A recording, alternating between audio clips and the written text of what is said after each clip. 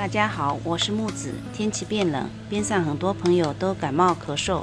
今天给大家分享一道养生汤，做法非常的简单，好喝又营养，润肺止咳又化痰，一起来看看吧。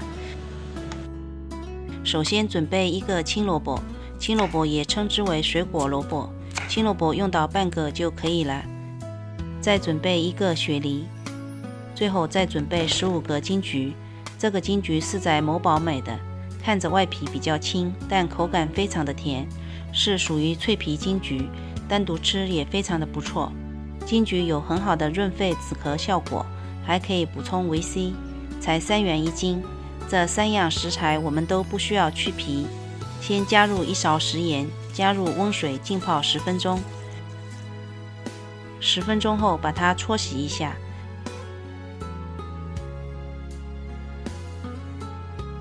再拿到流动的清水下清洗干净。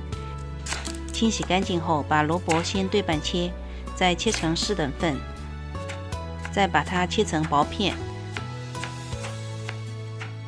把金桔全部对半切，装入碗中备用。雪梨先切大块去核，再切条，改刀切成小块。全部切好，装入碗中待用，再切些姜片待用。锅中水烧开，放入姜片，倒入我们切好的食材，盖上盖子，大火煮开。煮开后加入2勺红糖，50克冰糖。冰糖具有良好的清热去燥、润肺效果，用它煮汤喝，止咳效果非常好。搅拌均匀，盖上盖子，开中小火煮15分钟。15分钟后，所有食材都很软烂了，就可以直接享用了。这道汤食材非常的丰富，营养价值也是非常高，大人小孩都可以喝。没有感冒的朋友，可作为一道养生汤也是不错哦，能起到很好的润肺效果。